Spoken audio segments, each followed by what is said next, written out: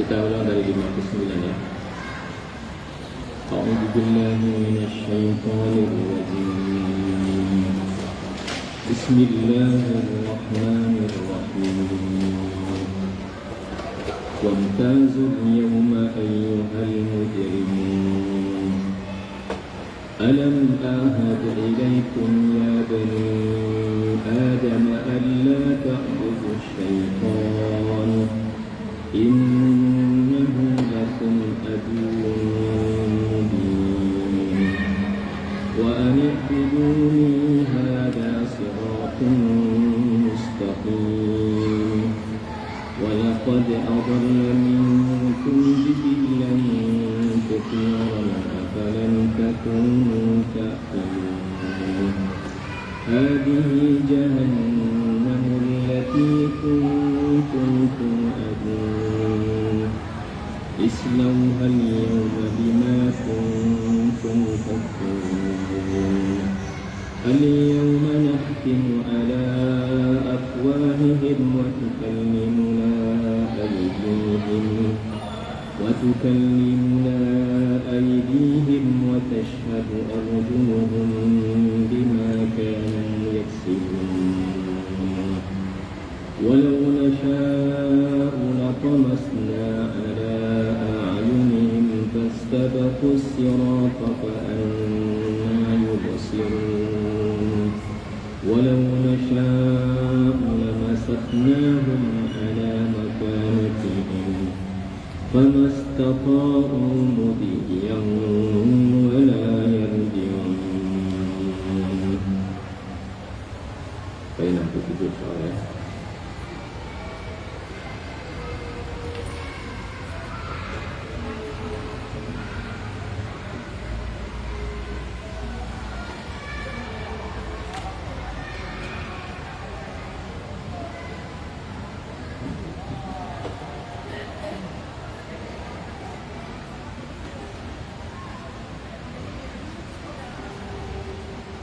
Kepada mereka dikatakan dan dikatakan kepada orang-orang kafir, berpisahlah kamu dari orang-orang mukmin pada hari ini, wahai orang-orang yang berdosa. Bukankah aku telah memerintahkan kepadamu, wahai anak cucu Adam, agar kamu tidak menyembah setan? Sungguh setan itu musuh yang nyata bagimu. Dan hendaklah kamu menyembahku. Inilah jalan yang lurus. Dan sungguh ia setan itu telah menyesatkan sebagian besar di antara kamu. Maka apakah kamu tidak mengerti? Inilah neraka jahanam yang dahulu telah diperingatkan kepadamu. Masuklah ke dalamnya pada hari ini, karena dahulu kamu mengingkarinya. Pada hari ini kami tutup mulut mereka, tangan mereka akan berkata kepada kami, dan kaki mereka akan memberi kesaksian terhadap apa yang dahulu mereka kerjakan.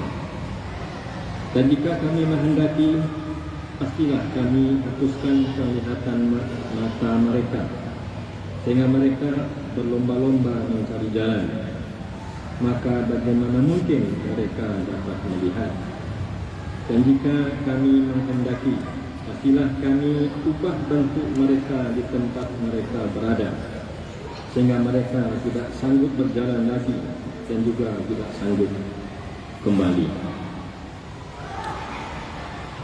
Alhamdulillah, kita bacakan kepada Allah atas segala karunia-Nya.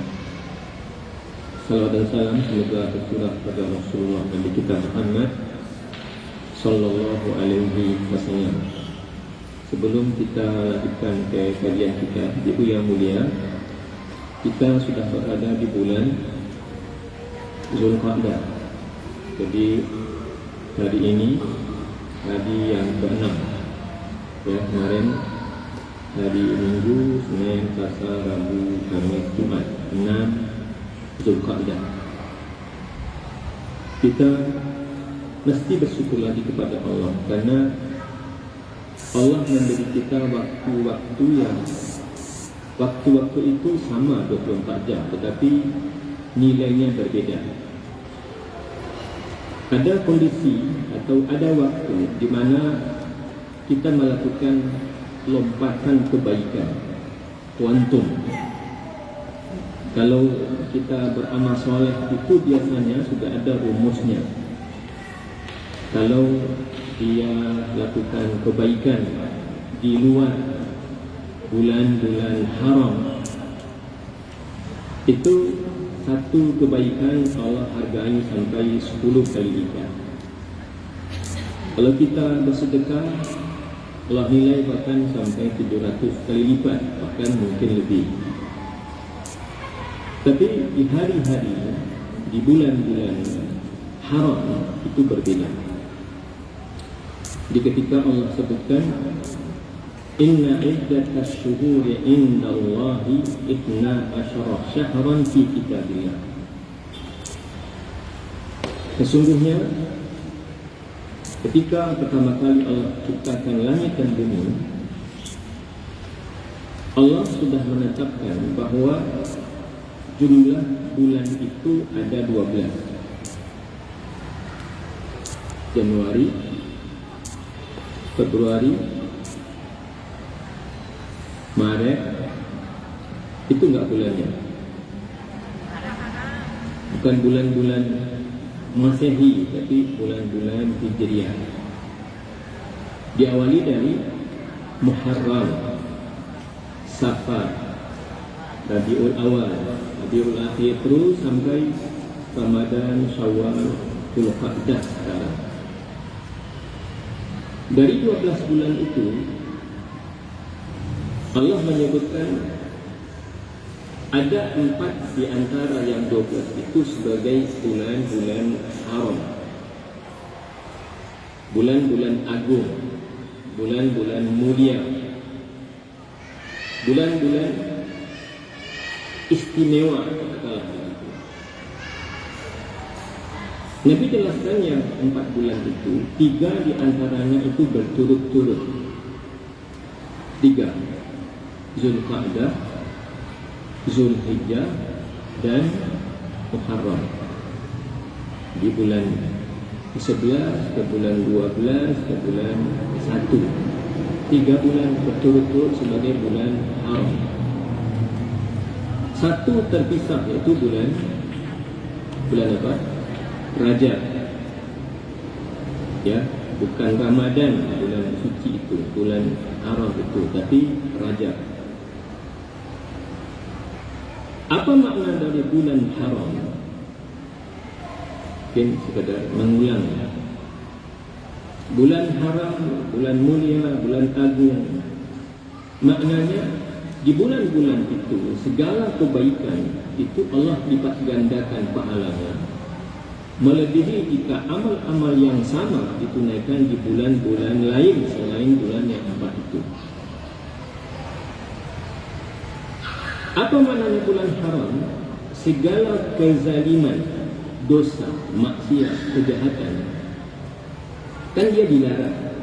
Kapan aja dilarang dosa, zalim, kapan saja dilarang. Tetapi dosa, kejahatan, kezaliman, maksiat di bulan-bulan haram itu lebih besar dibanding jika dosa yang sama ditunaikan di bulan-bulan lainnya.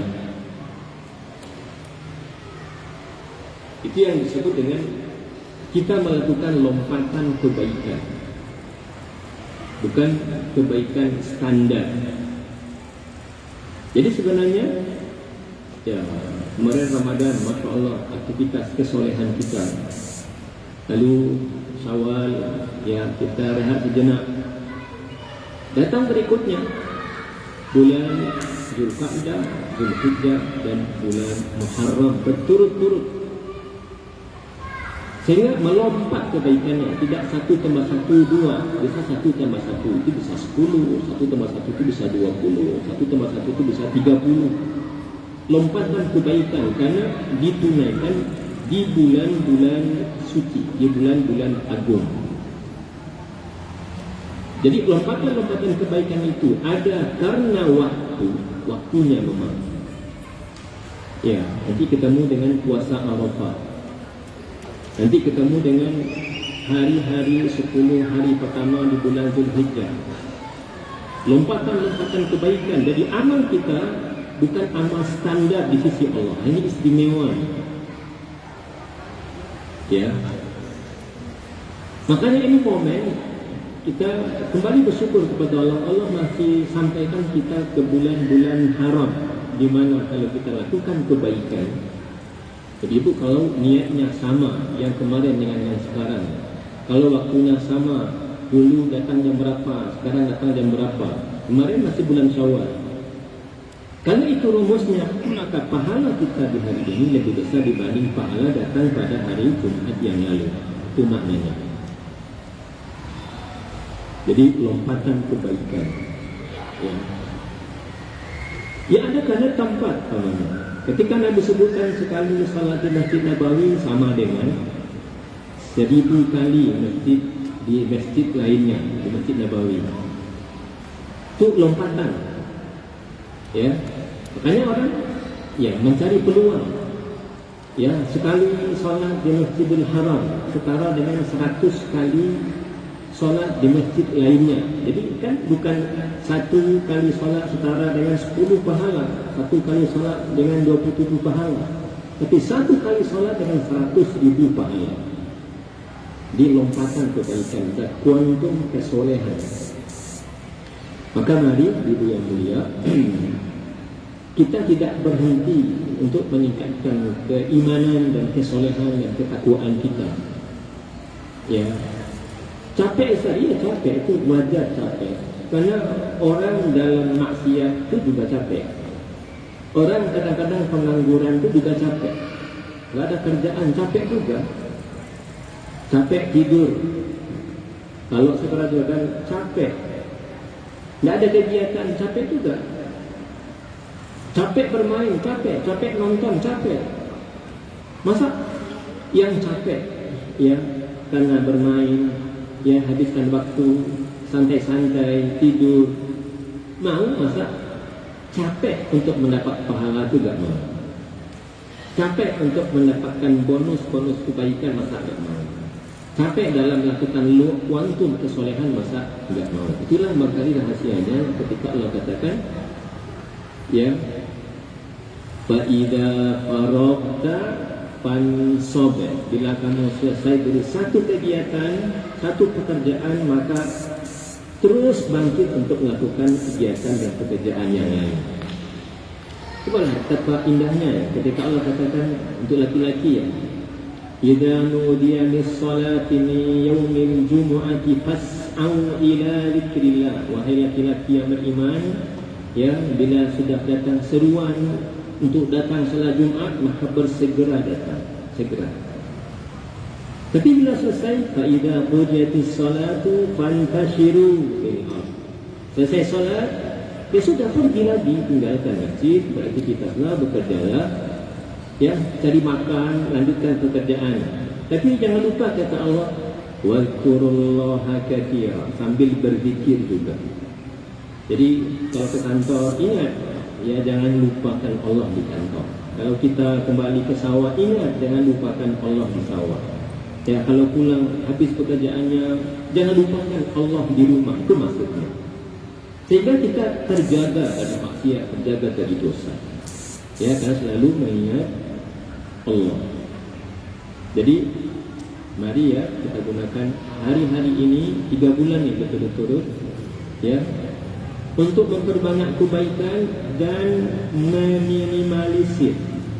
Kalau berhenti atau ya bersih dari dosa itu mungkin ya tidak mudah ya, tidak mudah. Ya kita berikhtiar aja untuk berhenti.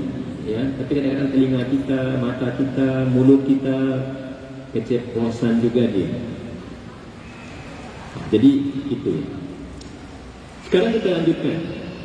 Setelah sepekan lalu kita bicara tentang nikmat penghuni surga. Ya, Masya Allah. Mereka sibuk dengan kenikmatan, sibuk dengan kegembiraan. Jadi tidak ada lelah, tidak ada capeknya, tidak ada letihnya. Fi syughulin fakihun. Jadi bergembira sibuk yang bagian kita tapi nggak ada capek, nggak ada lelah. Sekarang sebaliknya, ketika manusia nanti dikumpulkan oleh Allah dari yang pertama Adam sampai yang paling terakhir di sebuah tempat yang datar di padang mahsyar. Bayangkan betapa banyaknya manusia dari dulu sampai nanti orang terakhir yang lahir dan mati pada hari kiamat. Tempatnya rata, ya, lalu kumpul di sana semua. Wantazul yawma ayyuhal mujrimun, ketika orang-orang yang tadi Allah sebutkan, ya, masuklah kamu ke surga, atau mereka dipilih, atau mereka kemudian dimasukkan mendapatkan nikmat, untuk yang lainnya disuruh oleh Allah menyingkir. Itu surganya, ya, itu surga. Kalau itu surga, masuklah, masuklah. Yang tidak terpanggil, yang tidak masuk, kata Allah, wamtazul yawma ayyuhal mujrimun, yang tidak masuk menyingkir. Kira-kira coba ibu renungkan bagaimana perasaannya di akhirat. Kita di sebuah tempat yang sama, lalu kemudian diposisikan di posisi yang berbeda. Kan nggak enak kita, ya. Ibu-ibu hadir upacara, ya, habis upacara ini diundang, yuk masuk kantor, yuk. Lalu yang lain nggak diajak, kan nggak enak, kan? Nggak diajak, namanya bincang-bincang, ketemu, ngobrol, nggak diajak, nanti makan, minum, itu nggak diajak. Tapi ini ada pengumuman, kamu yang tidak diajak menyingkir. Betapa sedihnya, betapa hati ini terlukanya. Yang ada pilihan, ya, kata Allah, ketika nanti, ya, orang-orang berkumpul, maka neraka itu muncul seperti leher api, ya. Jadi dia mengelilingi manusia. Seperti apa kira-kira luasnya, ya, tempat berkumpul itu, dan seperti apa besarnya api, ya, seperti leher. Jadi dia mengelilingi manusia. Ini ke tempat sana, ini ke tempat sana. Kata Allah, kamu yang ini geser, minggir. Kamu enggak diundang. Wamtazul yawma ayyuhal mujrimun. Kok bisa begitu? Ya, ini bukan karena kezaliman Allah, ya, bukan Allah itu pilih-pilih, ya. Di dunia mungkin orang pilih-pilih, kan, ini orang kaya, ini pejabat, kan. Kalau lagi ada acara besar, kan, yang diundang ke ruangan itu kan orang terpilih, kan. Ya, kan, habis upacara itu biasanya ada yang dipanggil. Habis upacara itu ada yang diundang, yuk kita kumpul di kantor, ya, nanti ada makanan atau minuman. Kita kan begitu, ya. Itu berdasarkan klasternya. Ini eselon sekian, ini pejabat, ini, ya, kepala SKPD, ini kepala sekolah. Yang guru biasa, kan, minggir, nggak dapat undangan, katakan begitu, ya, nggak dapat undangan. Itu udah tahu diri aja, kan, kita orang biasa, gitu loh. Tapi yang kepala dia masuk, nanti makan, nanti begitulah biasanya. Itu bukan karena Allah itu pilih-pilih, ya. Allah nggak sama dengan manusia, kan, manusia pilih-pilih. Kenapa suka? Ya, habis orang ini mungkin dipilih karena, ya, suka menolong. Orang ini dipilih karena, ya, mungkin dia punya pengaruh. Orang ini dipilih karena, ya, mungkin, ya, tampan, cantik. Begitu orang memilih. Tapi Allah nggak pikirkan itu. Alam ahad ilaikum ya bani Adam. Bukankah dulu? Jadi bukan bicara tentang sekarang. Sekarang ini di sini, kata itu pertanggungjawaban. Jadi saya nggak pilih-pilih di sini. Yang menentukan di sini itu adalah kalian dulu ketika di dunia. Kalian yang mau seperti ini, kan? Bukan aku yang zalim, tapi kalian kan yang pilih seperti ini. Dulu aku sudah sampaikan. Kalau begini, ini nanti risikonya. Kalau begini, ikut kepadaku, nanti ini hadiahnya. Allah bukakan. Ni pedomannya kan Allah enggak pernah berbohong. Kata Allah, alam ahad ilaikum. Bukankah aku sudah perintahkan kepadamu, wahai anak Adam, semua manusia, alla ta'budu syaitan. Jadi yang menyebabkan manusia tersisih pada hari kiamat di antaranya karena mereka melanggar ketentuan Allah. Apa yang Allah perintahkan? Kata Allah, jangan sembah setan ya, jangan kamu ikuti setan ya, jangan kamu patuhi setan ya. Bukan sekedar, ya kan setan itu nggak kelihatan kan sama kita. Gimana pula Ustaz menyembah setan? Kan beda dengan menyembah berhala. Kan ada berhalanya, ada barangnya. Ini bukan ritual fisik belaka, bukan. Walaupun ada juga orang yang memang bagi dia setan itu nampak. Karena ya berkolaborasi dengan setan. Jadi para dukun itu orang-orang yang berkolaborasi dengan setan. Jadi saling tolong menolong. Ya, sehingga dia bisa kasih makan setan, dia bisa memarahi setan, dia bisa perintahkan setan. Karena setan itu sudah masuk ke dalam badannya, sehingga anggota badannya itu dipinjamkan oleh setan, sehingga dia bisa melihat setan. Dia bisa lihat, dia perintahkan. Ya, kalau nanti dia nggak patuh, maka dia bisa menghukum. Kalau dia nanti diminta oleh setan untuk kasih makanan, maka dia bisa kasih makanan. Ya, itu makanya kadang-kadang sebagian dukun dia tentukan ya, kalau pergi berobat bawa ayam hitam, ya, bawa kain tertentu, bawa pisau tertentu. Itu sebagiannya karena mengikuti setan. Kata Allah, alam a'had ilaikum, bukankah sudah aku perintahkan kepadamu, alla ta'budu syaitan, agar jangan menyembah setan.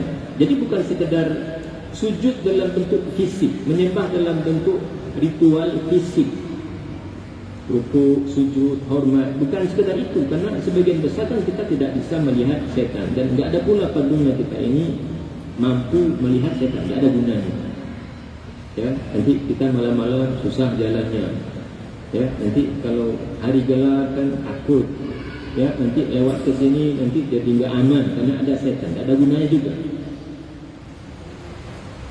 Itu ternyata yang menjadi penyebab kenapa nanti pada hari kiamat ini masuk surga, dan ini oleh Allah katakan, kamu menyisah, minggir. Kenapa? Karena menyembah setan. Alam ahad ilaikum ya bani Adam. Ini untuk semua kita, Allah bertanya, semua manusia. Alam ahad ilaikum ya bani Adam alla ta'budu syaitan. Ibu pernah enggak rasanya Allah pesankan, wahai manusia, wahai anak Adam, jangan kamu sembah setan. Kita dapat pesan itu enggak dari Allah? Gimana rasanya? Tahu, ingat, dapat pesan dari Allah? Atau baca surat SMS atau WA dari Allah? Nabiullah Ibrahim semuanya katakan, wa ya abati la ta'budu syaitan. Kata Allah kepada Ibrahim, wahai bapa, jangan sembah setan. Kan bapaknya Ibrahim kan yang bekerja sebagai pembuat berhala, buat patung. Ya, la ta'budu syaitan, wahai ayah, jangan sembah setan. Karena setan itu musuh yang nyata. Allah sudah sebutkan sejak pertama kali, qul huwallahu ahad, Allahus samad, lam yalid wa lam yulad wa lam yakul lahu kufuwan ahad. Dan di dalam banyak ayat Allah katakan, inna syaitana kana lakum aduwan mubina. Setan itu adalah musuh yang nyata bagimu. Jadi kalau kita ingat-ingat, itu enggak ingat memang. Kalau kita ingat-ingat ya, kita enggak tahu memang. Tapi kalau buka Quran ini kita tahu. Jangankan ini janji dulu saat kita masih dalam perut ibu kita masing-masing ya. Allah minta kesaksian kita, sumpah kita, janji setia. Ketika kita masih dalam perut ibu kita masing-masing, maukah kamu jadikan aku sebagai Tuhanmu? Kata kita, mau. Ya, kami bahkan bersumpah. Kata Allah, jangan sampai nanti pada hari kiamat itu kalian mengingkarinya. Karena daya ingat kita ini kan terbatas. Jangankan yang dulu masih dalam perut ibu kita, itu kita kapanlah kita ingat?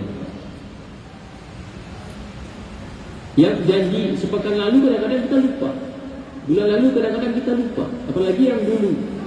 Makanya kita perlu ngaji agar janji-janji Allah itu kita tahu, ingat. Ya, kata Allah, alam ahad ilaikum ya bani Adam alla ta'budu syaitan. Bukankah aku sudah perintahkan kepadamu, wahai seluruh manusia, jangan menyembah setan. Kenapa? Dia itu musuh yang nyata bagimu. Mungkinkah musuh dijadikan sebagai Tuhan? Kan tak masuk akal. Musuh itu bukan tujuannya untuk menenangkan kita, bukan untuk menyelamatkan kita, bukan untuk membahagiakan kita. Musuh itu kerjanya menyengsarakan kita. Kan itu kerjanya musuh kan? Itu kerjanya musuh, membuat orang sengsara. وَاتَّبَعُوا مَا تَتْلُو الشَّيَاطِينُ عَلَى مُلْكِ سُلَيْمَانَ وَمَا كَفَرَ سُلَيْمَانُ وَلَكِنَّ الشَّيَاطِينَ كَفَرُوا. Sulaiman itu enggak kafir, tapi syaitan itu yang kafir. Dia kafir dan dia tidak mencukupkan kekafiran itu untuk dirinya. Maka di antara makna syaitan, apa makna syaitan itu? Syaitan itu maknanya adalah kejahatan yang ditularkan kepada yang lain. Kalau iblis itu dia lakukan sendiri, untuk dirinya sendiri. Tapi setan di antara tafsirannya itu, dia memang mempengaruhi, membuat kerusakan pada orang lain.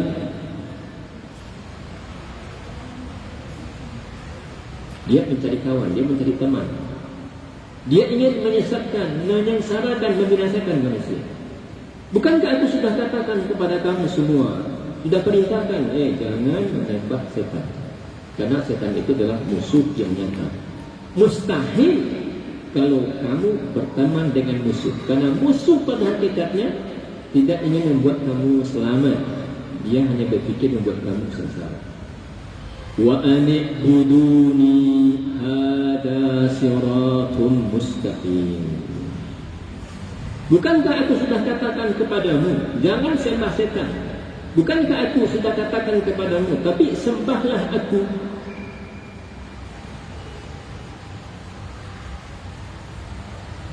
Dengan ritual fisik kita, dan bukan dengan ritual fisik juga begitu. Setan tadi juga begitu, bukan hanya dengan ritual fisik. Karena orang menyembah setan itu tidak selalu maknanya dia rukuk dan sujud kepada setan, karena setan itu tidak nampak bagi sebagian orang. Tapi dia patuhi, dia ikuti syahwatnya, dia ikuti desas-desusnya, bisikan-bisikannya. Ya, itu menjadi kemudian disebut sebagai menyembah setan. Tapi sembahlah aku. Dan tidak ada yang lebih layak untuk disembah, dan tidak ada yang lebih logis untuk disembah. Kenapa kita menyembah Allah? Logis saja kita menyembah Allah, dan sangat tidak logis kalau kita menyembah yang lain. Dia Rabbul Alamin. Dia adalah Tuhan semesta alam. Apa maknanya? Selain dia itu makhluk. Selain Allah itu makhluk. Maka hanya satu-satunya Khalik. Dia ada makhluk. Apa arti makhluk itu? Yang diciptakan. Apa arti Khalik itu? Yang mencipta. Jadi ada yang mencipta dan ada yang diciptakan. Yang menciptakan itu cuma satu. Siapa? Allah. Maka kalau kita ingin lebih dekat dan lebih kenal dengan Allah, ya Allah, coba renungkan tentang Asma'ul Husna itu. Renungkan. Kita akan tahu bahwa Allah itu memang segala-galanya. Segala-galanya. Huwallahu alladzi la ilaha illahu. Dialah Allah. Tidak ada Tuhan yang patut disembah kecuali Dia. Kata dia, wa ani'buduni, sembahlah aku. Yang lain tak layak untuk disembah. Al-Malik, raja diraja. Ada raja, tapi dari segala raja-raja yang ada, itu tunduk kepada jatah yang dia berikan. Kamu mau jadi raja berapa lama? Itu Allah yang beri. Mau 10 tahun, 20 tahun, 30 tahun, 50 tahun, sampai mati jadi raja. Tapi sampai mati. Makanya kalau dia enggak berikan, dia enggak dapat. Qulillahumma malikal mulk. Katakan, ya Allah, malikal mulk. Ya, raja di atas segala raja. Raja di atas segala raja. Tu'til mulk, kamu berikan kerajaan. Kau berikan kerajaan kepada siapapun yang kau kehendaki. Diberikan jabatan, menteri, presiden, raja, diberikan atas izin dia. Dan juga wa tanzi'ul mulk, habis diberikan dia juga yang mencabutnya. Kadang sampai mati kan jadi raja, habis. Kadang tak sampai mati, habis.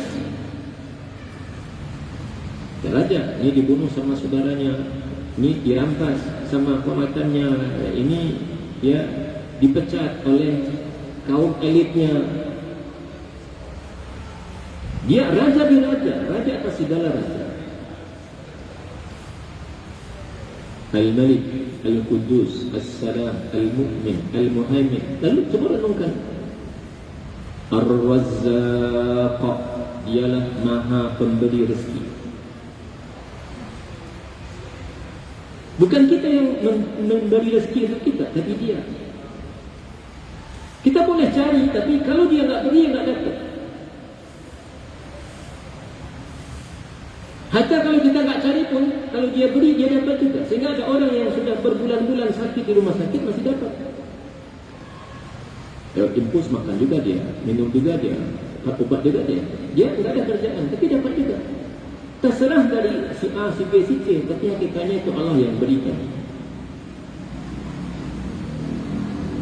Al-Qawi, Al-Aziz, gagah perkasa. Sehingga tak ada yang bisa mengalahkannya. Kalau dia mau, itu tak ada orang yang bisa membatalkannya. Jadi kata Allah, aku sudah perintahkan dulu. Kamu tak dengar sih.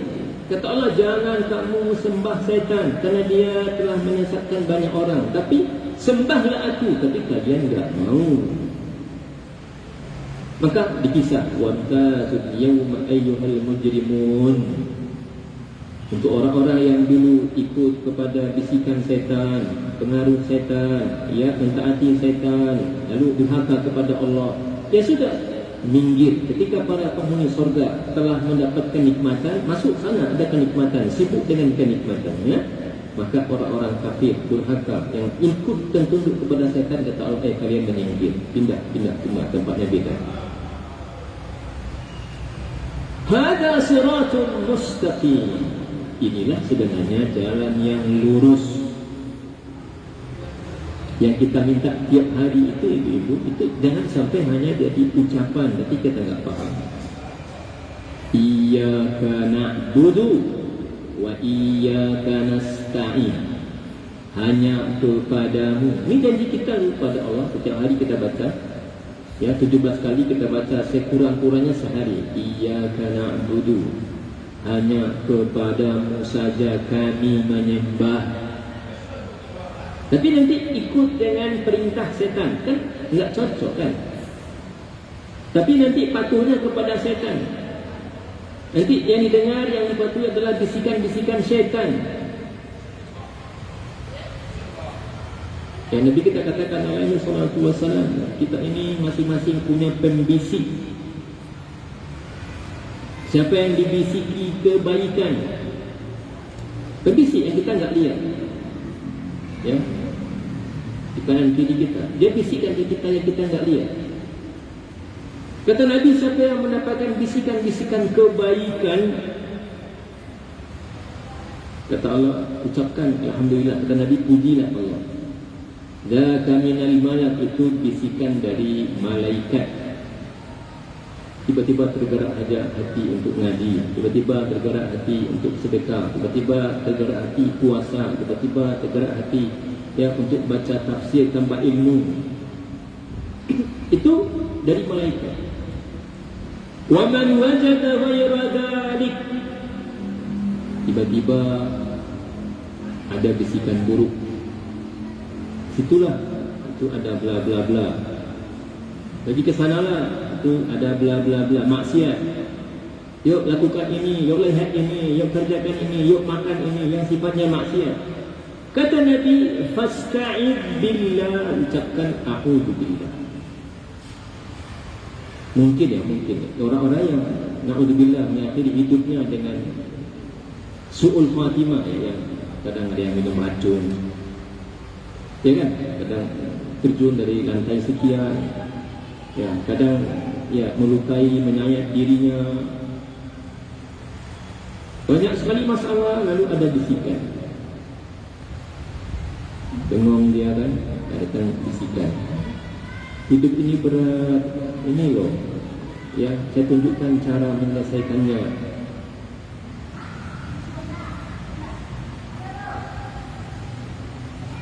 Pekan kemarin atau bulan lalu itu ada berita di kebun teh, 2 orang anak muda di SMA, ya, sepasang, satu meninggal, satu ya enggak sampai meninggal, ya, kekali. Alhamdulillah, bisikan setan. Jadi iyyaka na'budu, kepadamu aku menyembah. Jadi sudah tidak ada sesembahan selain Allah. Yang lain itu ala innama khalallahu batil, sembahan selain Allah itu batil. Jadi sejak pertama kali kita buka Quran, kita sudah tahu siapa yang mesti kita sembah. Itu masa kita menyembah setan. Kita selalu ucapkan iyyaka na'budu, hanya kepadamu saja. Itu maknanya iyyaka na'budu itu. Bukan kepadamu aku menyembah, bukan. Kalau kepadamu aku menyembah, bisa jadi kepadamu aku menyembah, lalu kepada yang lain juga aku menyembah. Tapi kalau hanya kepadamu saja aku menyembah, enggak ada yang lain. Kan itu maknanya kan? Kepadamu aku hormat. Kita hormat kepada dia, hormat juga kepada yang lain. Dan salah satu hormat, pada bupati hormat, pada ini hormat. Tapi hanya kepadamu saja, hanya satu. Jadi yang lain-lain enggak. Itulah yang menyebabkan kenapa nanti pada hari kiamat ada manusia yang terpisah. Katalah, menyingkir, pergi, jangan di situ. Ini khusus untuk orang-orang yang akan menuju surga. Lalu kamu menyingkir, pergi. Hada siratun mustaqim. Itu yang kita minta juga setiap hari. Ihdinas siratal mustaqim. Apa makna ihdinas siratal mustaqim? Tunjuki kami jalan yang lurus. Jalan lurus itu jalan tauhid. Jalan tauhid itu jalan hanya menyembah Allah. Yang lain enggak? Menyembah yang lain enggak? Itulah fitrah sebenarnya, fitrah. Tauhid itu fitrah, karena logis. Masa menyembah si A, dia enggak bisa ngapa-ngapain, masa dia kita sembah? Masa patuh sama dia enggak bisa ngapa-ngapain? Hidup kita, mati kita bukan karena dia kan, tapi karena Allah. Inna salati wa nusuki wa mahyaya wa mamati lillahi rabbil alamin. Untuk Allah saja. Lalu kenapa kita menyembah yang lain? Kata Allah, hada siratun mustaqim. Ini jalan yang lurus. Ini yang lurus. Ya. Ketika Allah, Nabi kita jelaskan tentang fitrah, ya, tentang fitrah.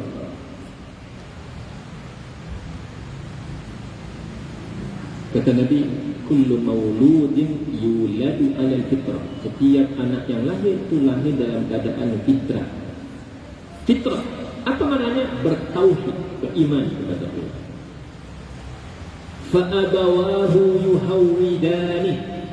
Ayah ibunya lah yang menyebabkan anak ini menjadi Yahudi, atau perilakunya perilaku Yahudi. Ya.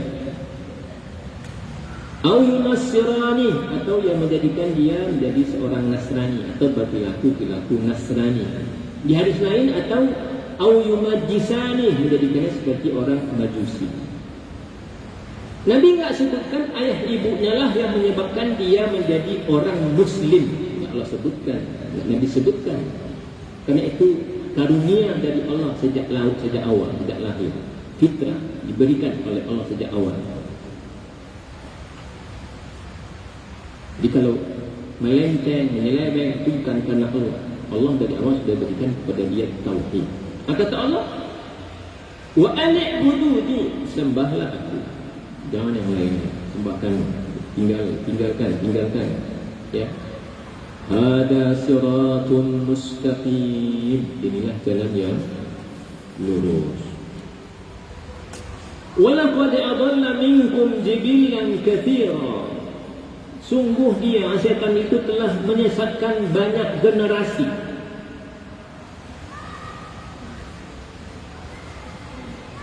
Ya, masa Nabi Nuh, Nabi setelahnya disesatkan oleh syaitan. Patuh kepada syaitan, ya, taat kepada bisikan-bisikan syaitan. Sebagian bahkan benar-benar sujud dan rukuk kepada syaitan. Mereka sudah binasa. Kan kita baca tu umat-umat yang celaka, yang binasa.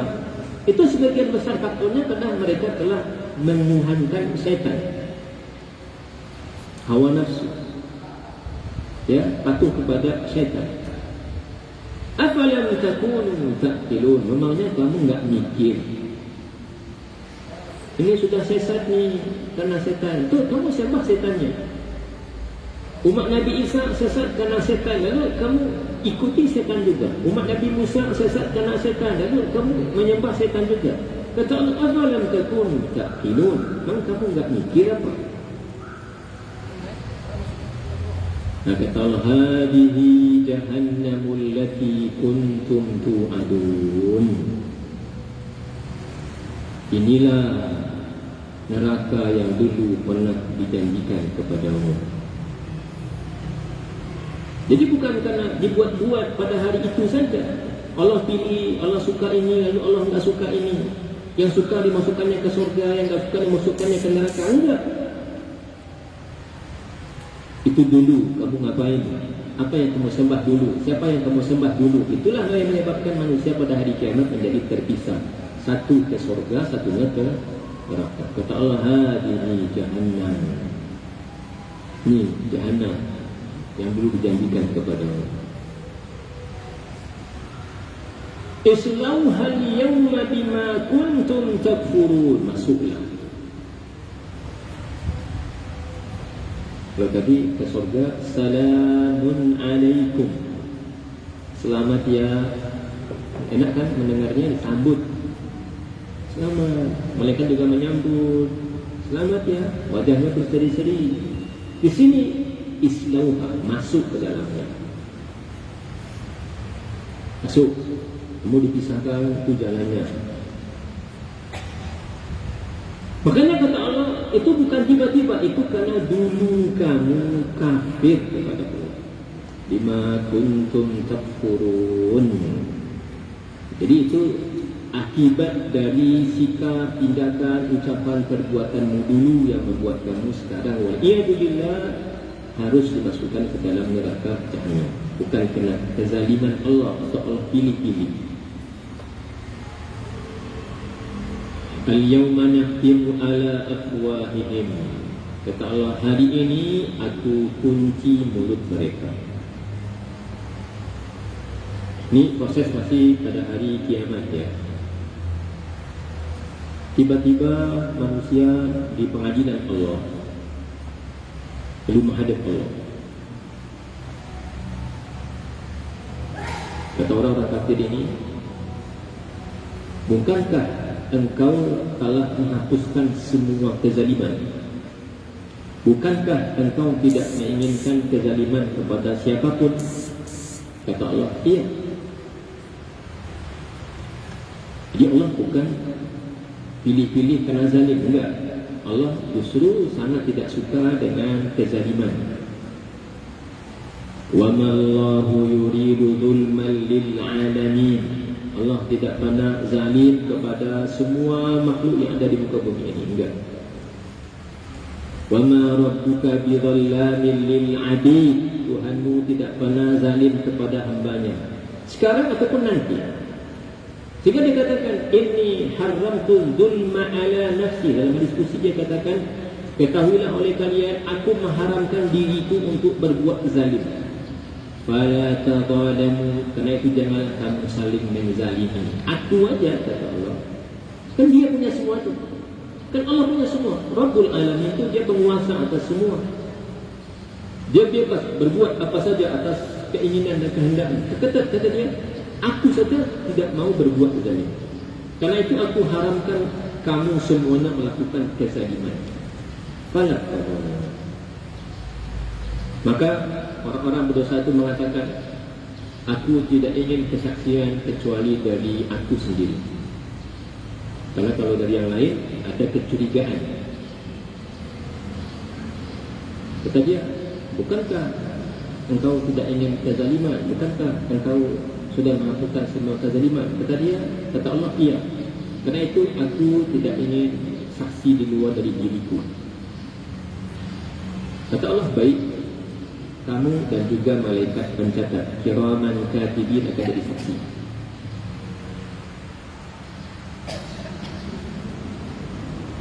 Maka bolehlah dihisab semua pekerjaannya. Kata Allah, al-yawma nakhtimu ala afwahihim, mulutnya dikunci, ditutup. Ya, seperti apa? Enggak tahu apakah nanti dijahit, apakah nanti akan dikasih lakban atau seperti apa. Atau dipasang gembok, seperti apa nanti ditutup, dikuncinya. Wa tukallimuna aydihim, maka akan berkatalah kepada kami tangan-tangan mereka.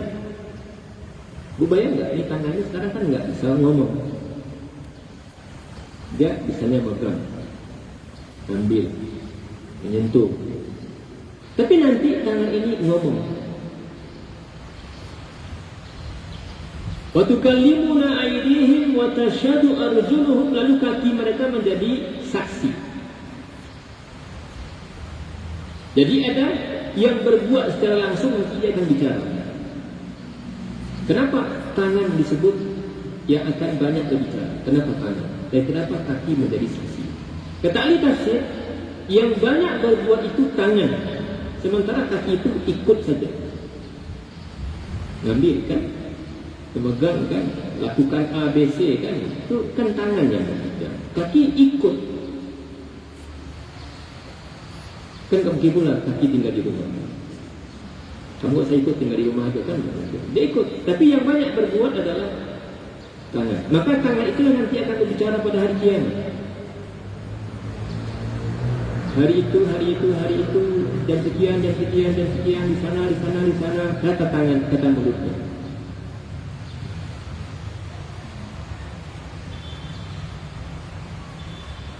Lalu marahlah orang ini. Celaka kamu, brengsek kamu. Kamu justru menjadi sesuatu yang memberatkan aku. Tukallimuna aydihim wa tashhadu arjuluhum, lalu kaki mereka menjadi saksi. Ini kaki ini dulu ikut ke sana. Iya, yang memegang ini ya minum khamar, transaksi riba, berbuat jahat, mencuri, membunuh. Tangan yang berbuat. Kata kaki, iya dulu saya diajar, saya ikut. Bahkan di ayat yang lain Allah sebutkan di surat Az-Zukhruf Allah SWT, wa qalu li juludihim lima syahidtum alaina. Bukan hanya kaki tapi juga kulit. Ya, kulit. Wa qalu li juludihim lima syahidtum alaina. Lalu ketika kulit-kulit itu berbicara, si tuan yang punya kulit ini komplain, lima syahidtum alaina, kenapa kamu hari ini menjadi saksi yang memberatkan? Kan kalau di pengadilan kan ada dua saksi ya, saksi yang meringankan, ada saksi yang memberatkan. Ini meringankan, ini memberatkan. Nanti apa namanya, jaksa menuntut, lalu hakim nanti memutuskan. Tapi nanti pada hari kiamat, dan umumnya saksi yang meringankan itu ya orang dekat, orang yang dia kenal atau apalah. Tapi pada hari kiamat, yang menjadi saksi yang memberatkan itu bukan orang lain, tapi kulitnya. Jadi ini tidak bisa ditipu. Hari ini dia bisa kita sembunyikan, ya. Bahkan orang mungkin bisa apa namanya, merusak CCTV, ya. Orang mungkin bisa bersembunyi atau bagaimana dengan kejahatan agar tidak tersaksikan, terlihat oleh orang lain. Tapi kulitnya pada hari kiamat tidak bisa dibohongi. Kata kulit pada hari kiamat, qalu antaqana Allahu alladhi antaqa kulla syai'. Kata kulit, aku juga enggak tahu kenapa pula aku hari ini bisa. Kata dia, aku dibuat bisa berbicara itu oleh Allah yang bisa membuat segala sesuatu bisa berbicara. Kan kalau Allah mau kan enggak ada yang bisa menghalangi Allah. Coba kalau kita diberatkan oleh anak kita, kan rasanya gimana? Diberatkan oleh suami kita, diberatkan oleh orang dekat kita, diberatkan oleh kawan kita, kan enggak enak. Pasti kita kisah kan? Apalagi oleh badan kita sendiri.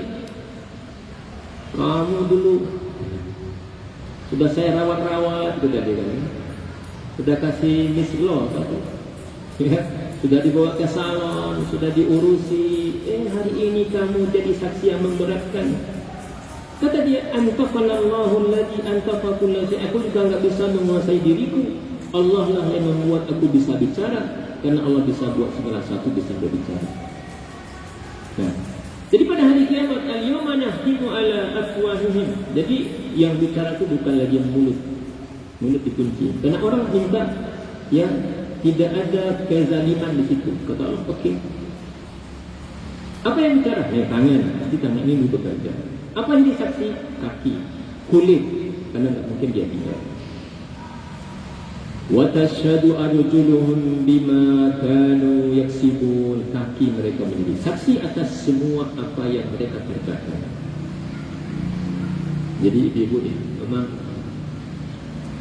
kunci seperti ya, kenapa Allah sebutkan dan sering mengiringkan ya, beriman kepada Allah dengan hari akhir itu banyak sekali dalam Quran. Dan kenapa Nabi juga sebut sering kali mengiringkan antara beriman pada Allah dan kepada hari akhir, banyak sekali Allah disebutkan. Karena ya memang harus ada kesadaran utuh dari manusia. Kalau dia sadar betul dengan hari akhir, dengan segala macam pertanggungjawabannya, itu manusia pasti takut berdosa. Pasti takut. Kalau kita tahu tangan nanti akan bicara, kan ngapain kita ngambil? Kalau kita tahu ya kaki kita nanti akan jadi saksi, ngapain ke tempat yang buruk-buruk? Ngapain gitu? Nanti dia akan jadi saksi yang memberatkan kita. Ya, makanya seperti ya Umar bin Abdul Aziz katakan ya, radhiyallahu anhu, tidak ada yang lebih mudah atau lebih berpengaruh untuk hidup kita di dunia ini melebihi keimanan kita kepada hari akhir dengan segala prosesnya. Jadi bukan sekedar oh dia sudah meninggal, innalillahi wa inna ilaihi raji'un. Apalagi setelah itunya yang berat. Kita akan ikut jejak mereka, iya, tapi kita juga berpikir kalau kita pergi kira-kira bagaimana pertanggungjawaban atas semua yang kita kerjakan. Itu yang memberatkan. Kadang heran ya, dia tahu akan mati, tapi sudah 50-60 tahun enggak sholat juga. Dia tahu ya kawan-kawan sudah jarang yang ada tersisa di muka bumi ini, tapi masih bermaksiat juga. Ya seolah-olah ketika dia mati urusan selesai. Nah, yang berat itu adalah setelah kematian. Itu yang disebut dengan keimanan kepada hari akhir. wa tashhadu arjuluhum bima kanu yaksibun. Ya, maka akan menjadi saksilah kaki mereka atas semua apa yang mereka kerjakan, semuanya tanpa kecuali. Walau nasha'u latamasna ala a'yunihim. Kalau kami mau, kata Allah, ini untuk orang-orang yang tinggal di muka bumi ya. Kalau kami mau, kami bisalah membuat mata mereka itu buta. Kan diberikan oleh Allah ini sekarang mata, diberikan telinga, diberikan tangan, diberikan kekuatan. Kan Allah semua yang berikan itu. Tapi kenapa mereka tu enggak pernah bersyukur? Kenapa manusia tu enggak pernah bersyukur? Bukan hanya makasih, syukur, alhamdulillah enggak, tapi kan komponen syukur itu kan 3 ya, paling tidak. Orang disebut bersyukur itu kalau dalam dadanya itu ada perasaan apapun nikmat yang dia terima itu pasti karena kemurahan Allah. Bukan karena dia hebat, ya, bukan karena keturunan orang badat, orang begini, enggak. Itu karena Allah berkenan. Allah berkenan. Lalu dia ucapkan alhamdulillah, alhamdulillah ya Allah. Nikmat sehat, alhamdulillah nikmat makan hari ini, nikmat tidur hari ini, nikmat istirahat hari ini. Alhamdulillah, alhamdulillah. Baru yang ketiga, apa yang ketiga? Ini yang paling penting, bukan sekedar di hati dan ucapan. Memberdayakan semua nikmat Allah itu untuk mendekatkan diri kepada Allah. Jadi lebih kentara sebenarnya syukur itu dengan perbuatan. Makanya ketika Allah berbicara tentang Nabi Daud, I'malu ala Daud syukra, beramallah wahai keluarga Daud sebagai rasa syukur. Di antara tafsirnya adalah ibu yang mulia, Nabi Daud itu tinggal ramai dengan keluarganya, dengan anaknya, dengan istri-istrinya, dengan cucu-cucunya, dengan keturunannya. Dan di rumahnya, tanda syukurnya dia apa? Tanda syukurnya Daud dan keluarganya itu, tidak ada jam yang berputar kecuali ada di antara keluarganya dia yang sholat. Itu bentuk syukurnya. Jadi di rumahnya itu 24 jam. Selama 24 jam itu selalu ada yang sholat gantian. Itu syariat Nabi sebelumnya, gitu ya. Karena Allah minta, "I'mal ala Daud syukra." Bekerjalah wahai keluarga Daud sebagai rasa syukur. Bukan sekadar ucapkanlah wahai Daud dan keluarga Daud sebagai rasa syukur. Bukan sekadar sadarilah. Tapi apa kata Allah? I'malu, berbuatlah. Maka bentuk syukurnya keluarga Nabi Daud itu tidak ada jam yang berputar, siang, malam, pagi dan petang, kecuali pasti ada keluarganya yang rukuk dan sujud. Digantian. Gantian. Dia ramai juga. Gantian. Ini mungkin 1 jam ini beribadah. Jam kedua ini, jam ketiga ini, jam keempat ini. Dia ronda. Ronda. Jadi tidak ada siang malam itu, pagi dan petang selalu, selama masih berputar jam, itu ada keluarganya yang rukuk dan sujud, salat. Dan apa kata Allah? Wa qalilum min ibadiyash syakur. Sedikit sekali hambaku yang benar-benar pandai bersyukur. Sedikit sekali. Makanya kata Allah, walau nasya, kalau kami mau sebenarnya kami bisa butakan mereka itu. Diberi mata tapi enggak lihat kebenaran. Enggak lihat kebenaran. Diberi telinga tapi kemudian enggak mendengar kebenaran, enggak dengar. Suara ini dengar, tapi kalau kebenaran enggak didengarkan. Sama orang kafir itu. Wa idza dzikirallahu wahdahu isma'azzat qulubul ladina la yu'minuna bil akhirah. Pada orang-orang yang tidak beriman kepada hari akhir, kalau kita bicara tentang Allah, itu kesal hatinya. Allah aja, Tuhan aja. Kesal hatinya kalau orang enggak beriman kepada hari akhir itu. Kalau kita bicara sebut Allah di depannya dia. Wa idza dzikral ladzina min dunihi idahum yastabshirun. Kalau kita sudah sebutkan selain Allah, makan, minum, jalan-jalan, pergi ini, yastabshirun, itu mereka gembira. Tapi kalau kita sebut Allah, ingatkan Allah, itu mereka kesal hati mereka. Walau nasya'u lamasna ala a'yunihim. Kalau kami mau, kata Allah, kami bisa loh butakan mereka.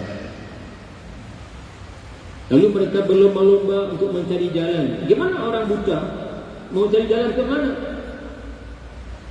Mau ke sini nggak bisa, ke sini nggak bisa. Coba sedang berdiri, sedang berjalan, sedang asik-asik dalam kegiatan, tiba-tiba buta.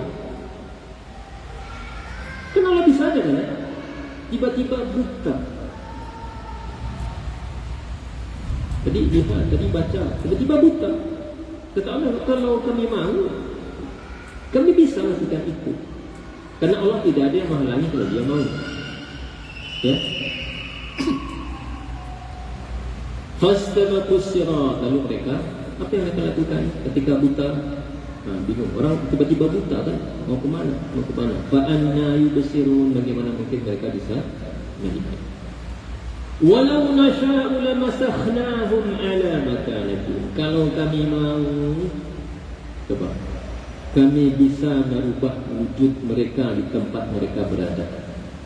Tiba-tiba saja manusia berubah. Bisa, bisa. Kalau Allah mau berubah jadi batu, berubah jadi monyet, ya, berubah jadi ABC tanaman. Kalau enggak bersyukur kepada Allah, kalau enggak patuh kepada Allah, apa enggak pikirkan sama manusia itu? Orang-orang yang tadi menyembah syaitan itu, apa mereka enggak mikir itu? Kan kalau Allah tahu enggak ada yang bisa menghalangi, tapi kenapa kok manusia ya diingatkan? Wa anibuduni hada siratum mustaqim, jangan sembah, jangan patuhi, jangan ikuti syaitan, tapi patuhi aku, sembahlah aku. Ini jalan yang lurus.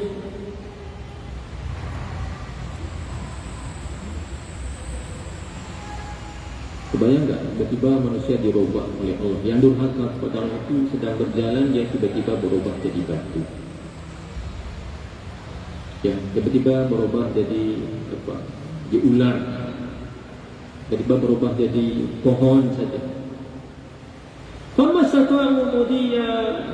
Ya sudah berubah jadi batu kan? Batu kalau enggak digerakkan ya bergerak. Tanaman kalau enggak dipindahkan enggak akan pindah. Kata Allah, maka dia tidak bisa maju, tidak bisa lagi maju, bisa berjalan ke depan. Wala yarji'un, tidak bisa pula mundur, tidak bisa mundur.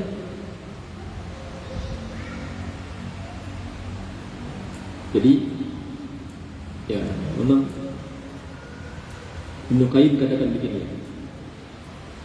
kita perlu menyembah Allah itu dengan 3 kondisi. Pertama, sembahlah Allah itu karena cinta. Ya, Allah beri kita begitu banyak nikmat.